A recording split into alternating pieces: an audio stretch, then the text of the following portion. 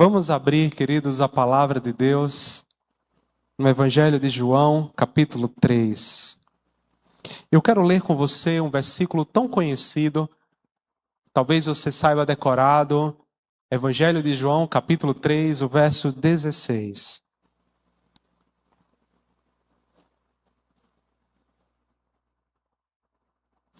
Eu vou fazer uma leitura, mas eu quero também que você depois, em uma só voz, vamos todos ler esse texto, amém? Primeiro eu vou ler. Porque Deus amou o mundo de tal maneira que deu o seu Filho unigênito para que todo o que nele crê não pereça, mas tenha a vida eterna. Vamos juntos agora? Porque Deus amou o mundo de tal maneira que deu o seu Filho unigênito para que todo aquele que nele crê não pereça, mas tenha a vida eterna. Eu quero começar essa pregação com uma pergunta que vai ser o título da nossa mensagem. É possível alguém ter certeza de salvação? É possível alguém então dizer, eu sou salvo? Será que é possível? Eu quero começar esse texto, meus irmãos, esclarecendo para vocês um texto tão conhecido, tão lido, talvez ele seja um dos textos mais conhecidos do meio evangélico, porque sim, ele é um pequeno resumo do evangelho. Com esse texto, apenas esse versículo, nós conseguimos não somente evangelizar, mas conseguimos também nos alegrar aqueles que foram alcançados por esse evangelho.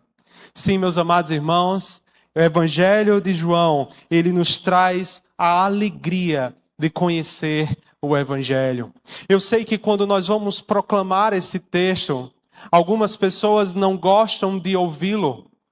E aí a gente tem uma dupla resistência. A primeira, ao mensageiro. Quem é você para vir falar de salvação? Costumeiramente nós escutamos, só Deus sabe se alguém pode ser salvo ou não. Ninguém pode dizer que é salvo. Muitas pessoas reagem assim.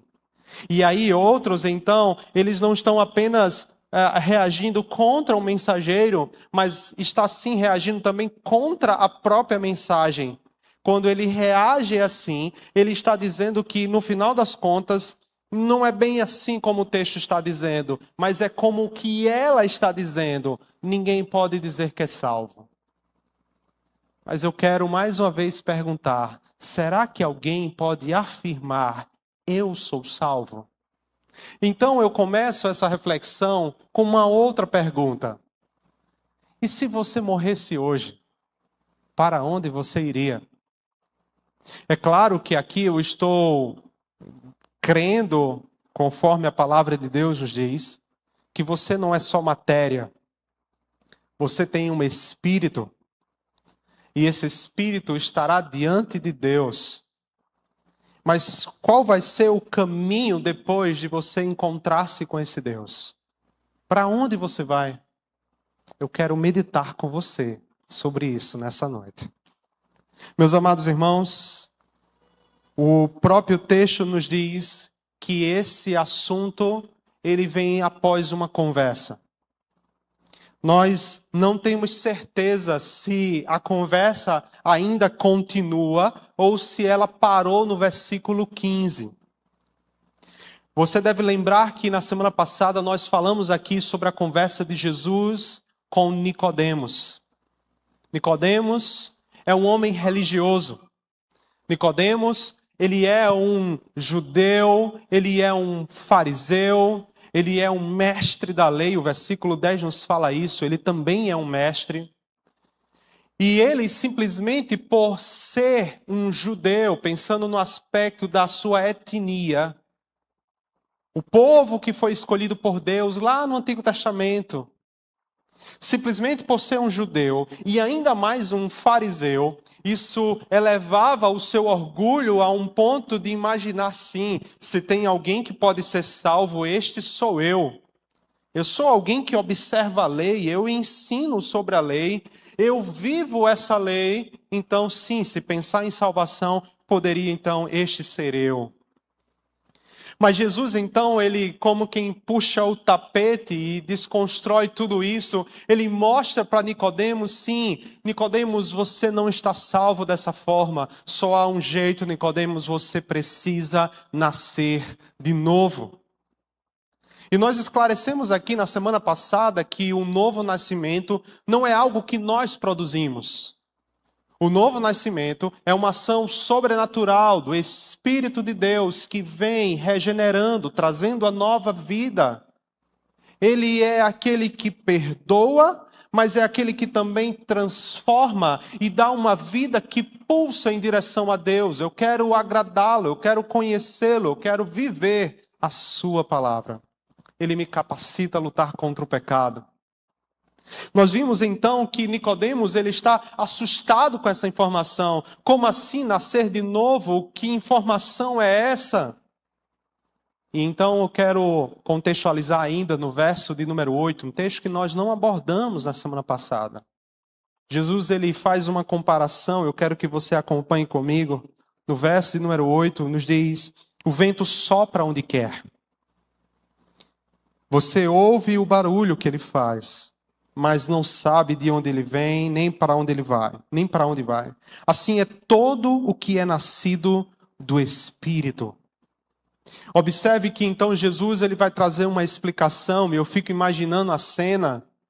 Esse homem foi ter de noite com Jesus, eu imagino uma cena, quem sabe, em cima num terraço, e eles conversando, e aquela brisa chega, o vento vem batendo, e então Jesus, ele gosta muito de usar ilustrações do que está percebendo, do que as pessoas conhecem, então ele fala desse vento que vem, não sabe para onde é que vai, então ele diz assim, isso é um mistério sem dúvida, mas você sabe os efeitos. Ninguém pode negar o efeito. Sim, aquele que Deus dá uma nova vida é perceptível, ele transforma vidas. É claro que alguém pode questionar e dizer sobre o vento que vem, para onde vai. Não existia ainda a meteorologia que nós hoje conhecemos, a ciência, e então Jesus usa o argumento de quem está experimentando aquele momento. Meus amados irmãos, diante disso, ainda esse homem, mesmo sendo mestre, mesmo sendo alguém que conhecia tanto a palavra de Deus, ele ainda está perdido. E Jesus chega a mencionar para ele, você sendo mestre em Israel, você não está entendendo. E aí, queridos, eu quero que você se situe do verso 11 ao verso 13. Quando o texto nos fala que Jesus, ele começa a expressão, em verdade lhe digo. É a terceira vez que Jesus está usando essa expressão. E essa expressão, em verdade, é uma expressão de ênfase.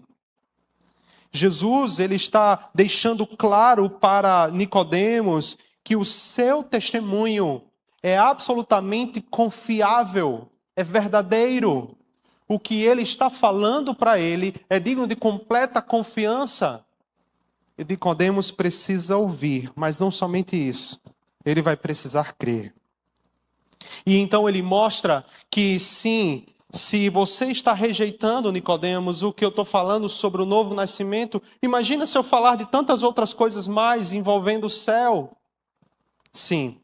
Se você rejeita o que Jesus está dizendo, consequentemente rejeita o novo nascimento, rejeita não só o novo nascimento, mas também tantas outras coisas que ele vai mencionar aqui adiante.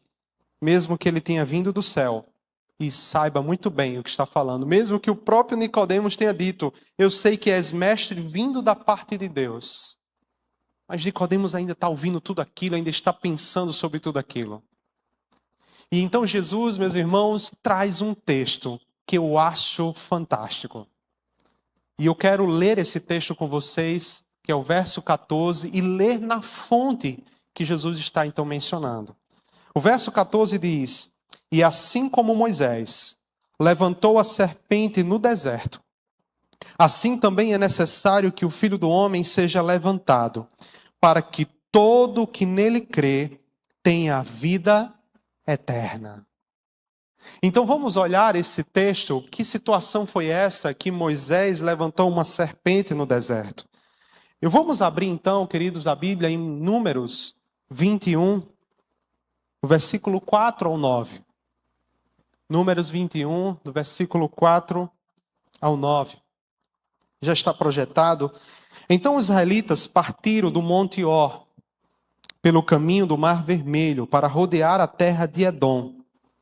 Mas o povo se tornou impaciente no caminho e falou contra Deus e contra Moisés, dizendo: por que vocês nos tiraram do Egito? Para que morramos nesse deserto onde não há pão nem água? Já estamos enjoados dessa comida ruim. Então o Senhor mandou para o meio do povo cobras venenosas, que mordiam o povo. E morreram muitos do povo de Israel. Então o povo foi a Moisés e disse: nós pecamos, porque falamos contra o Senhor Deus e contra você. Ore ao Senhor, pedindo que tire de nós as cobras. Então Moisés orou pelo povo. O Senhor disse a Moisés: faça uma serpente, coloque-a sobre uma haste. Quem for mordido e olhar para ela, viverá. Moisés fez uma serpente de bronze e a pôs sobre uma haste. Quando alguém era mordido por alguma cobra, se olhava para a serpente de bronze, ficava curado. Eu sei que essa leitura ela é um pouco estranha para nós. Deus pedindo para que Moisés fizesse uma serpente de bronze. Mas a partir do momento que eu leio João capítulo 3, ela fica muito clara para mim. Aquilo era apenas um tipo. Apenas para que um dia Israel pudesse sim olhar para aquele que seria levantado no madeiro, aquele que seria crucificado, para que todo aquele que nele cresce pudesse ser salvo. Meus amados irmãos, o contexto de Números 21 é Números capítulo 20, verso 14 ao 21. Eu não vou ler com vocês agora, mas eu quero que vocês percebam que nessa porção está nos dizendo que o povo de Israel já havia vencido um povo e agora eles estão querendo passar por Edom para chegar na terra prometida. Era um caminho muito perto, mas acontece que Deus não vai permitir. O próprio rei de Edom vai dizer assim: por aqui vocês não passam. Nós não queremos nada de vocês, nós não vamos fazer nada, e se utilizar qualquer coisa a gente paga. Por aqui vocês não passam. Quando a gente lê Deuteronômio, a gente sabe no capítulo 2 que Deus ordenou que não se fizesse nada contra os edomitas. Então, ao invés de subir, agora o povo vai precisar descer e fazer uma volta muito grande para poder ir naquela mesma direção. Diante disso, queridos, o que é que vai acontecer? O povo vai reclamar, o povo vai murmurar, o povo vai ficar exatamente contra Moisés e contra Deus. E o resultado disso, queridos, é o desprezo das provisões de Deus. Até mesmo o maná, meus irmãos, que Deus providenciou. Até mesmo aquele milagre todos os dias, o pão de cada dia, Ele provendo, Ele cuidando. E o povo começou a dizer que era ruim aquela comida. Tamanha reclamação. Deus então envia serpentes venenosas. É juízo de Deus. Agora, queridos, eu lhe faço uma pergunta. Esse povo merecia cuidado de Deus? Não. Só sabia reclamar. Era um povo escravizado. E mesmo assim, Deus, de forma graciosa, Ele redime, Ele liberta. E Ele tira o povo. E no meio desse caminho, o povo ainda continua sendo ruim. Não merece cuidado de Deus. E Deus, de forma graciosa, está sempre trazendo uma solução para um povo tão mau. Não é diferente conosco. Nós também somos o povo ruim da história. Nós somos os ofensores a Deus. Nós somos os pecadores. Nós somos aqueles que pecamos todos os dias contra Deus. Muitas vezes as pessoas ficam achando que os crentes dizem assim, eles dizem que são salvos, mas ninguém pode dizer que é salvo, porque na verdade ninguém sabe, só Deus sabe. Ele vai pesar numa balança para ver se a gente merece ou não. Não! Essa não é a mensagem da Bíblia. A mensagem da Bíblia é: somos todos pecadores e o salário do pecado é a morte. Nós somos aqueles que todos os dias pecamos contra Ele. E como resultado disso, queridos, nós não merecemos o seu amor. Mas Ele é gracioso conosco. Eu quero então que você perceba que então Jesus pega essa história e Ele fala para Nicodemos e diz, assim como Nicodemos, o povo que era mordido pela cobra, precisavam de olhar para aquela serpente que foi levantada. E aqui observe, precisava ter fé. Porque imagina, Moisés disse, olha, tem uma serpente erguida. Então se você olhar para ela, você vai ser curado. Alguém pode dizer assim, que conversa é essa? Nem sei, cura o quê? Como é que cura?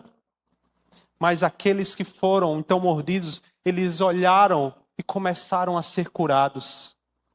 Observe, queridos, que eles não foram orientados a chegar em casa e dizer, olhe, quando chegar em casa, pegue uma folhinha daquela árvore e coloque sobre a ferida, porque você olhou para a serpente, mas também precisa complementar com algo mais. Não! Assim também, queridos, todo aquele que olhasse para Jesus, ali na cruz, é a sua obra de salvação, este seria salvo. Não precisa completar com mais nada, não precisa nem mesmo você chegar e dizer, mas eu tenho que fazer por onde? Eu tenho que fazer boas obras. Não! Eu posso até fazer boas obras, mas não para ser salvo, mas porque sou salvo. Porque já entreguei minha vida a Cristo e Ele me salvou. Agora eu quero viver em novidade de vida. E como muitas vezes os crentes são acusados e dizem, esse povo agora só quer ser santo, você deve dizer exatamente isso. Lá em Pedro, lá na carta de Pedro, ele fala, sede santos porque eu sou santo. Sim, quando alguém disser você só quer ser santo, você diga exatamente isso. Porque Ele é santo e eu quero ser santo. Não é um problema para mim querer ser santo. Porque um dia eu olhei para aquele que foi levantado no madeiro, Jesus, aquele que vem para perdoar meus pecados. Desta forma, queridos, os crentes não são os bonzinhos. Na verdade, eles são os pecadores, aqueles que dizem, eu não mereço, eu estou perdido. E por isso eu olho para o Salvador que é Jesus. Eu não estou olhando para mim, não estou falando que eu sou salvo por conta de mim, mas é Jesus.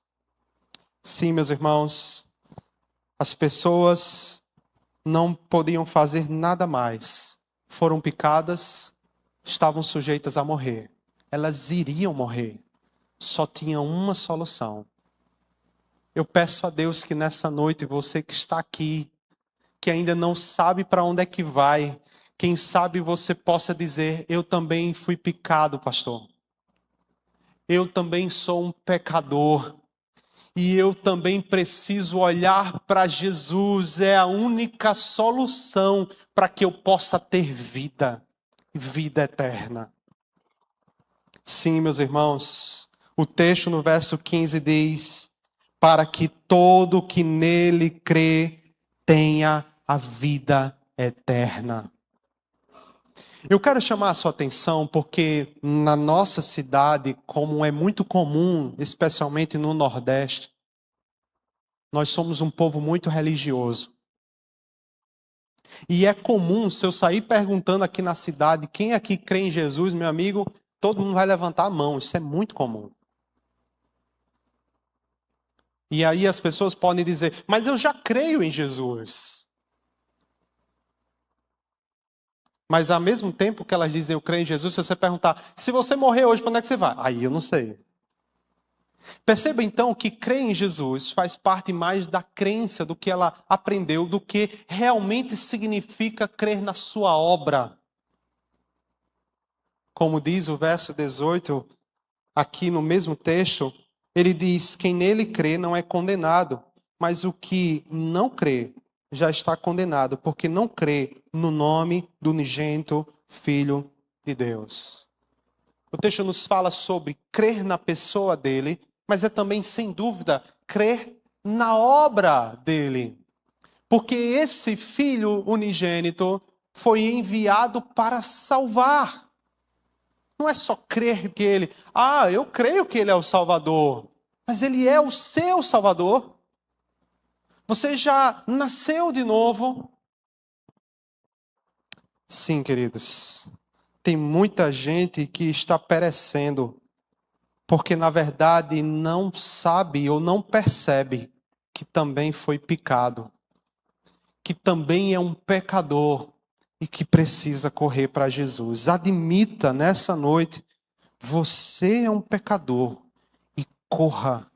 Você está perecendo, corra para Jesus.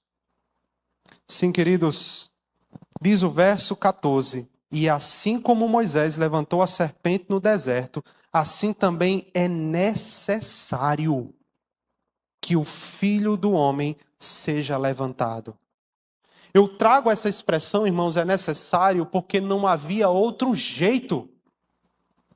Não há outra forma de alguém ser salvo, não tem. Eu quero que você entenda nessa noite que era necessário que Jesus morresse. Inclusive, lá no Getsemane, naquele jardim, Jesus ele faz uma oração e diz: Pai, se possível, passa de mim esse cálice. Mas não tem outro jeito. Seja feita então a tua vontade. Não há. É necessário que ele sim seja levantado. Meus amados irmãos, a única maneira de satisfazer a justiça perfeita de Deus era que então Jesus fosse levantado naquele madeiro, para que então todos pudessem olhar para ele.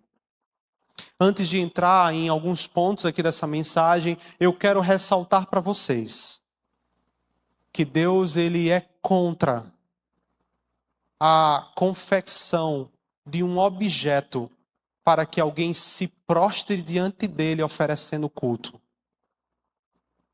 Deus não quer isso. E eu deixo muito claro que essa serpente que Deus mandou levantar para que o povo olhasse, quando o povo começou a fazer o que não era para fazer, ela teve que ser destruída.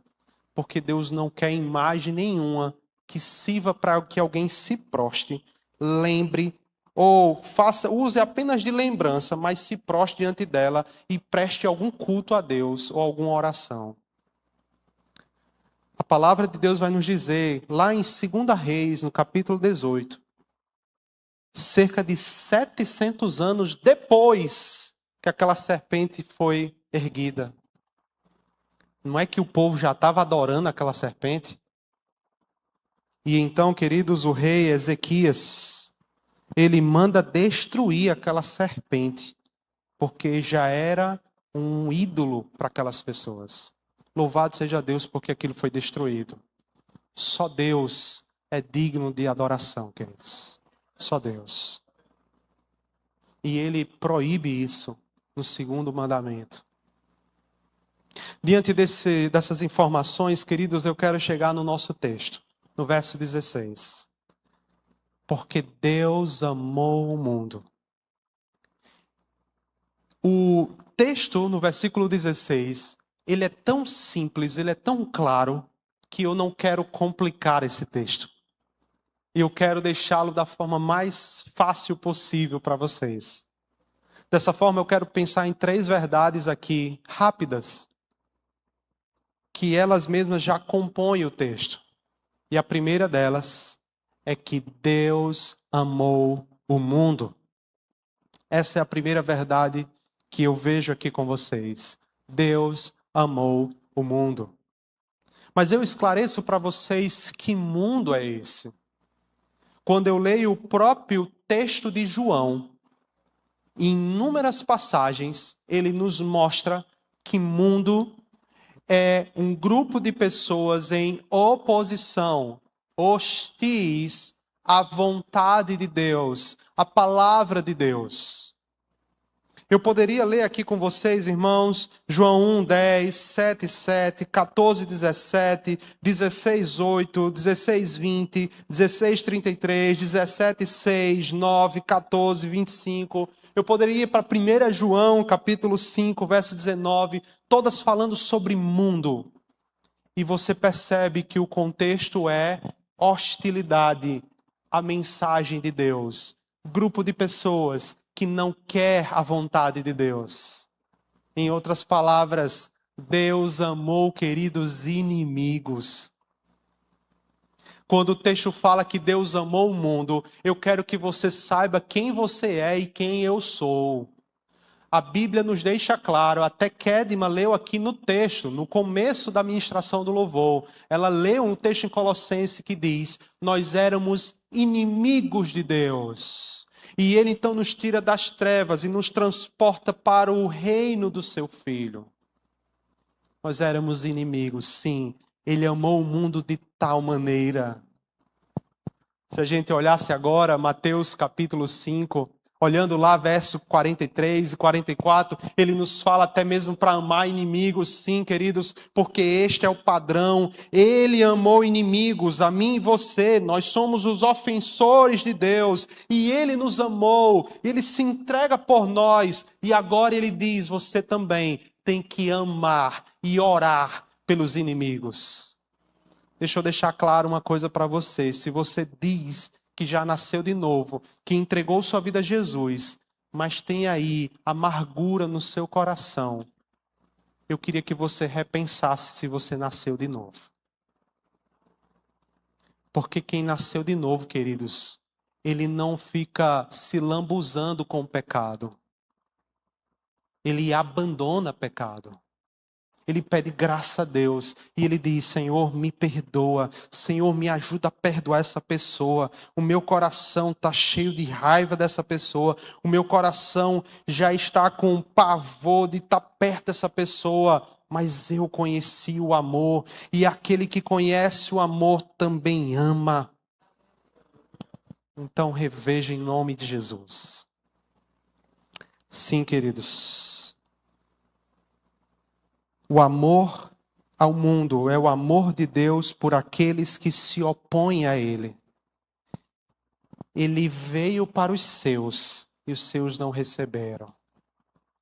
Inclusive, os próprios discípulos que também um dia eram inimigos, agora se tornaram amigos de Deus quando entregaram a vida a Cristo. E agora aqueles que são amigos de Deus, naturalmente agora são inimigos do mundo. Não tem como, queridos.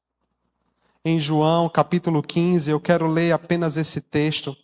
João capítulo 15, no versículo de número 18 e 19. O texto nos diz assim: se o mundo odeia vocês, saibam que antes de odiar vocês, odiou a mim. Se vocês fossem do mundo, o mundo amaria o que era seu.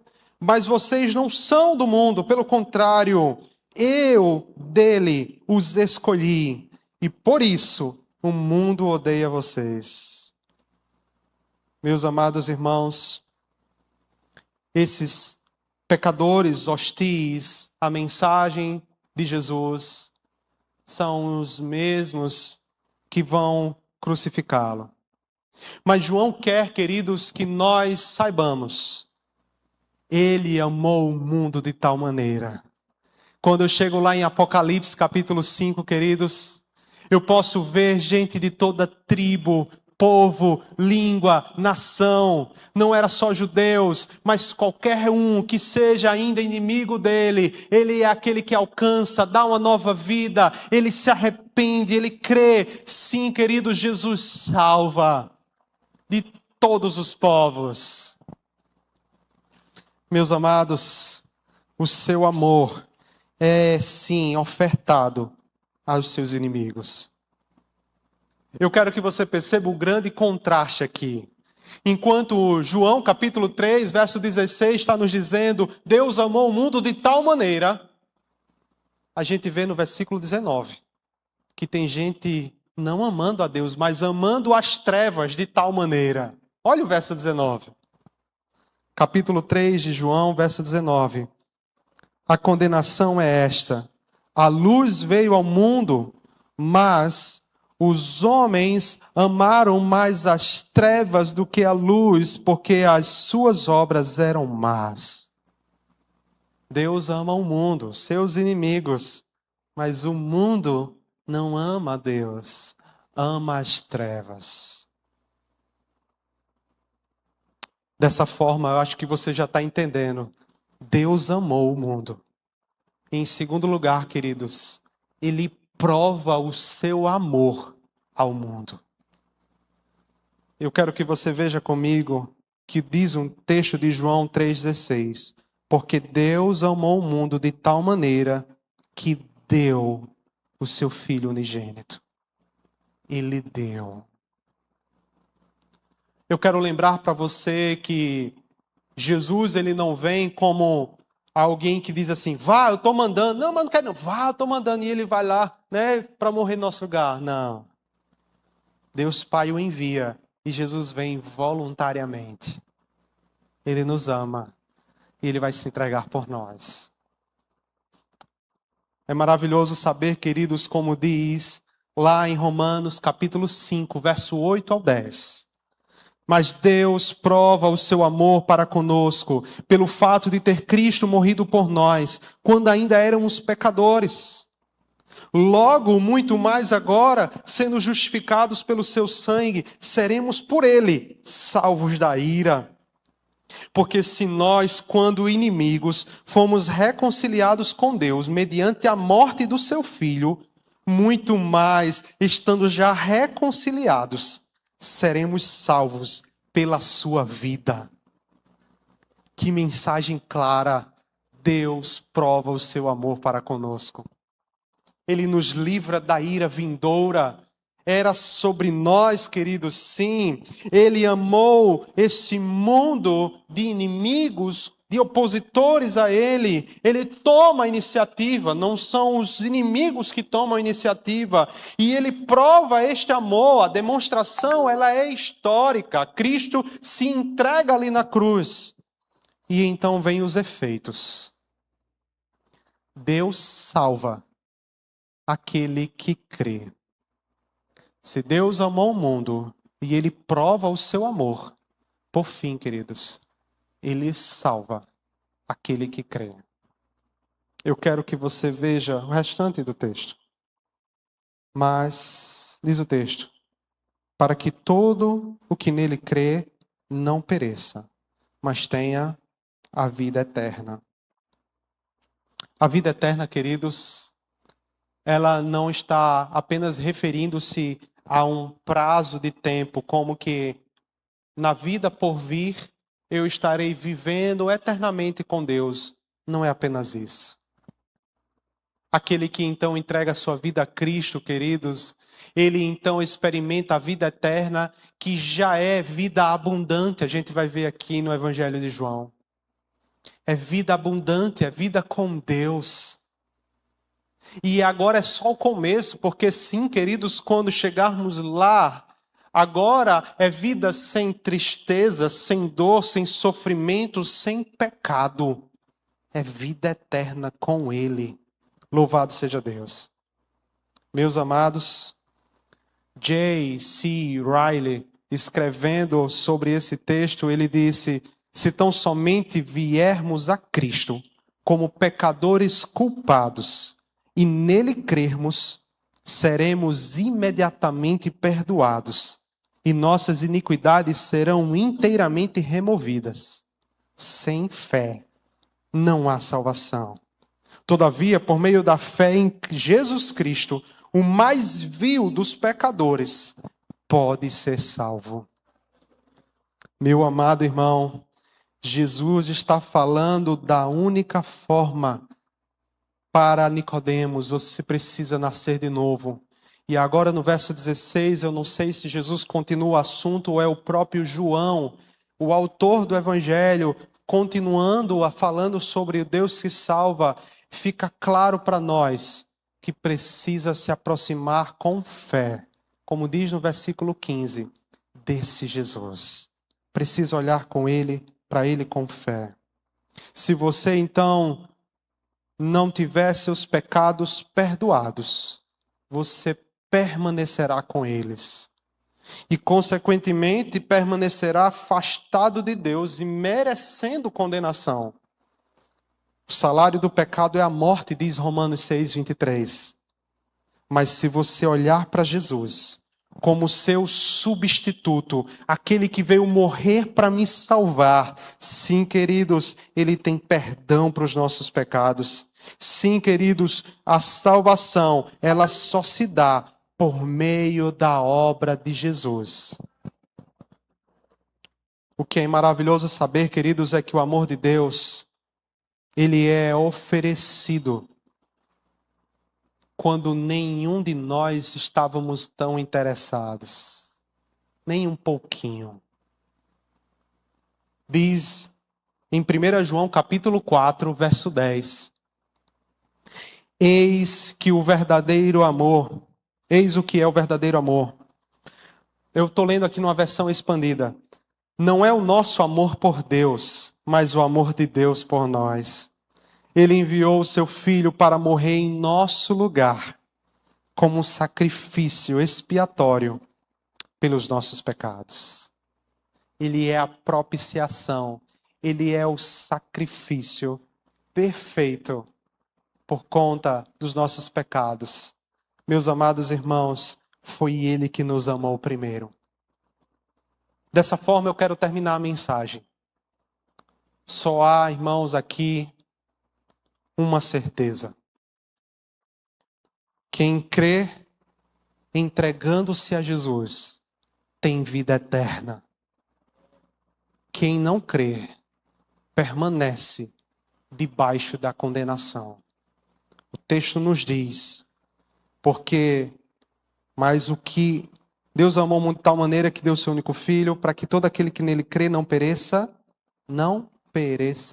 mas tenha a vida eterna.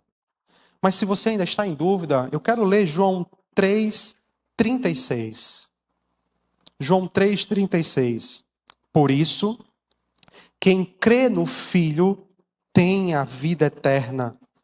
Mas quem se mantém rebelde contra o Filho não verá vida, mas sobre ele permanece a ira de Deus. Ele vai enfrentar o juízo de Deus. Meus amados irmãos, portanto, quem pode ser salvo? Qualquer um que olhar pela fé para aquele que foi levantado na cruz, Jesus. Crer na sua obra. Ele veio para me salvar. Mas, queridos, quem não crê vai perecer. Eu esclareço esse termo, irmãos, antes de terminar. Que perecer não significa aniquilação, destruição. Como que virasse fumaça. Aqueles que forem condenados vão um dia sumir. Não. A Bíblia deixa claro para nós, irmãos, que esse castigo ele é eterno. Onde haverá choro e ranger de dentes. Onde o fogo não se acaba. É algo terrível, meus amados, de imaginar. A história de Lázaro e o rico nos dá um vislumbre de como é terrível aquele lugar. É um lugar de tormento. Mas o texto nos fala, queridos, que ainda assim tem muitos que amam as trevas e não a luz. Eu quero aplicar esse texto, irmãos, lembrando a vocês que Jesus, ele é a luz do mundo, ele é a luz que brilha nas trevas e que encontra cada um de nós e ele nos chama a andar na luz. O verso do capítulo 3 de João, no verso de número 20, diz Pois todo aquele que pratica o mal detesta a luz e não se aproxima da luz, para que as suas obras não sejam reprovadas. Quem pratica a verdade se aproxima da luz, porque as suas obras, para que as suas obras sejam manifestas, porque são feitas em Deus. Há uma diferença, queridos, quem nasce de novo se aproxima da luz. Ele quer andar com esse Jesus. Por isso que o crente só vive falando de Jesus, só vive falando em amar Jesus. Tudo com ele é Jesus, Jesus, Jesus. E o povo fica dizendo, por que os crentes falam tanto de Jesus? É porque ele quer andar perto dele mesmo. Ele está com ele, tem a vida dele. Portanto, queridos, ele quer cada vez mais amar aquele que o amou primeiro. Nessa noite, você sabe para onde é que você vai se você morrer? Jesus quer te salvar.